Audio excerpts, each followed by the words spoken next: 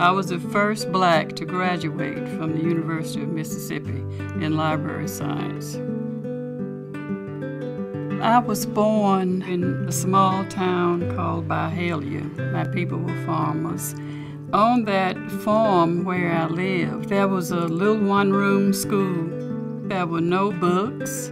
Teachers were not particularly qualified. And when it was really time for me to go to school, my mother sent me to live with an aunt in Alton, Illinois, because that one-room school was not giving me what my parents thought I should have. It was not my sole purpose to become a librarian. My major was math and minoring in English, and I was teaching English in the public schools, and one day the principal walked in and asked me, "Would you like to be our librarian?" I said, "Well, I don't have any library science, but I think I would love that." So I went to school to be a librarian. When I started working at Henry High School as a librarian, this was a new school, and they called those schools that were built during that time separate but equal. Our school did not have the same resources as our white counterparts. There were no books on the shelves about blacks. There were only a few novels like Moby Dick, and Jane Eyre, and Charles Dickens' A Tale of Two Cities, and books like that. So I said, well, let's put some black books on the shelf. That was a black school. It was not integrated at all. So I got a catalog of black books, and I ordered over 200 or 300.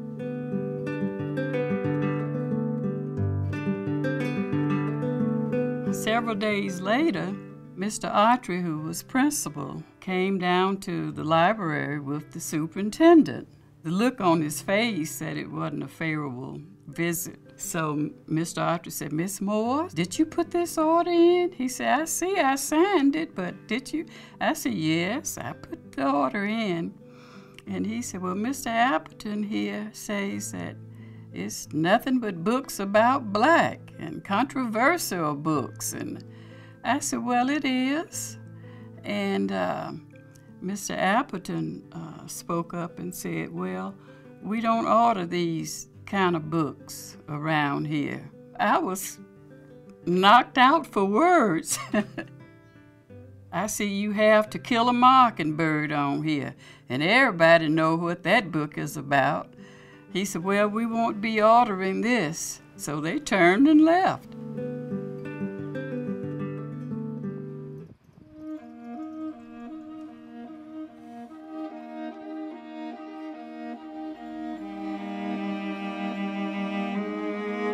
My husband and I went to register to vote. They gave us this question. Mine was on the abolishment of slavery. I thought my question was very easy. And my husband said, "I know I passed this test because that was like taking candy from a baby." We got a letter a week later saying we all had failed the test. Several other folk went up behind us. They failed the test. Everybody who went, teachers, most of them had masters. They all failed the test.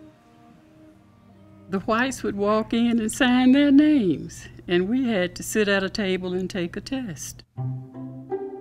After I got my degree in library science, I got a job at Rusk College.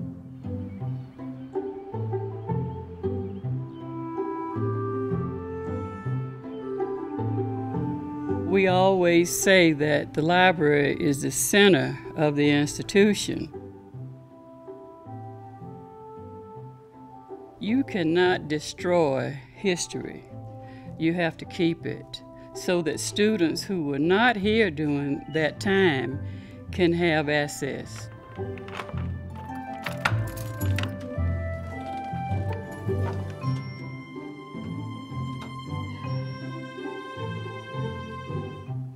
We're looking at books used by the students who were involved with the Freedom Summer schools in 1964. And these particular books are from Benton County Freedom School.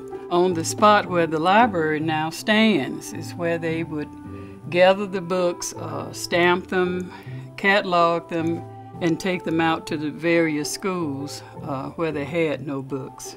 We have at least something that's tangible from the Freedom School years. All of those white-only signs have been removed. We no longer have separate waiting rooms and separate bathroom facilities. We don't have that anymore. Our children don't know anything about that. That's why we have to keep teaching them what happened in 1964. We knew that we were working to do better and that one day it would be better. We moved forward. I was moving forward when I made that book order. I knew that when I finished, there would be books on the shelves.